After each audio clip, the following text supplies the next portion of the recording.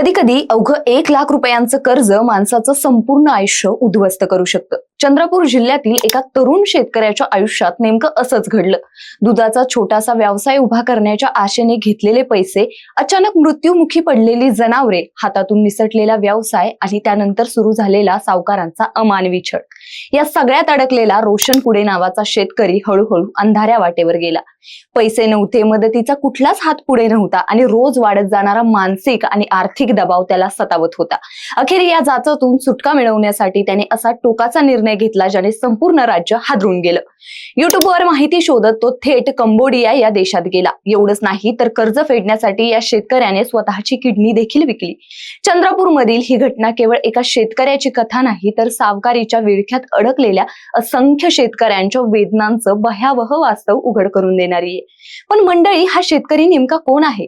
अवघ्या 1 लाख रुपयांच्या कर्जासाठी त्याच्यावर अशी वेळ का आली? आणि सर्वात महत्वाचं म्हणजे तो कंबोडिया या देशात का गेला?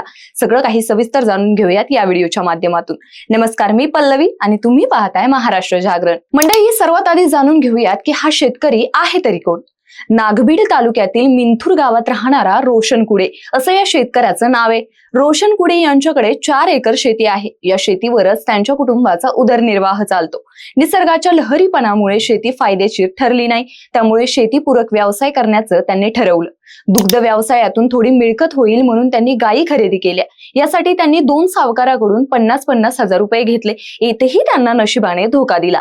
खरेदी केलेल्या गायी मरण पावल्या. त्यात शेतीही पिकेना. कर्जाचा डोंगर वाढत गेला. सावकार घरी येऊन नको ते बोलू लागले. कर्जातून मुक्त होण्यासाठी त्यांनी 2 एकर जागाही विकली.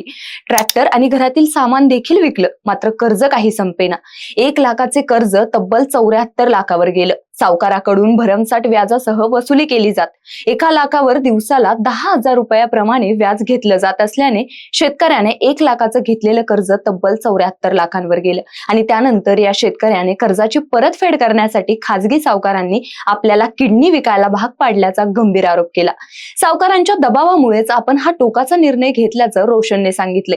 त्यानुसार रोशन आधी कोलकाता येथे गेला. तिथे वैद्यकीय तपासण्या झाल्यानंतर तो कंबोडियाला गेला आणि तिथे त्याने 8 लाख रुपयांना स्वतःची किडनी विकली. ही वेळ सावकारांमुळेच माझ्यावर आली असा आरोप करत रोशन कुडेने संबंधित सावकारांवर कठोर कारवाई करण्याची मागणी केली आहे. या घटनेमुळे संपूर्ण राज्यात खळबळ उडाली आणि यामुळे सावकारीच्या विळख्याचा गंभीर प्रश्न पुन्हा एकदा समोर आलाय. सावकाराच्या जाचाला कंटाळून किडनी विकणाऱ्या शेतकरी रोशन कुडे यांच्या वडिलांनी त्यांचा मुलगा सावकारी पाशात कसा फसत गेला आणि अखेर त्याला आपली किडनी का विकावी लागली याची विस्तृत हृदयद्रावक व्यथा सांगितली. कोरोना काळात डबघाईला आलेला दुधाचा व्यवसाय आणि त्यानंतर आलेल्या लंपी आजारामुळे रोशन कुडे सावकाराकडून घेतलेले अवघे 1 लाख रुपयांचे कर्ज फेडू शकला नाही. मात्र दुसरीकडे सावकार त्याला पद्धतशीर आपल्या जाळ्यात अडकवत राहिले. व्याजावर व्याज चढवत लाखो रुपयांची रक्कम त्याच्याकडून लाटली आणि अखेर त्याला किडनी विकण्यास भाग पाडलं, अशी व्यथा शिवदास कुडे यांनी मांडली. तर या प्रकरणावर महसूल मंत्री चंद्रशेखर बावनकुळे यांनी सांगितलं की कर्जाच्या परताव्यासाठी सावकाराने किडनी विकायला लावली. हा एक गंभीर प्रकार आहे. असा प्रकार झाला असेल तर त्यावर कडक कारवाई करू, असं देखील त्यांनी सांगितलं. या सगळ्या घटनेमुळे अनेक गंभीर प्रश्न पुन्हा एकदा ऐरणीवर आलेत.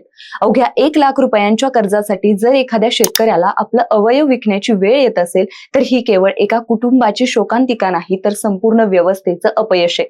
खाजगी सावकारांची दहशत, बेकायदेशीर व्याज वसुली आणि शेतकऱ्यांच्या असहायतेकडे प्रशासनाने किती गांभीर्याने पाहिलं आहे, हा खरा प्रश्न आहे.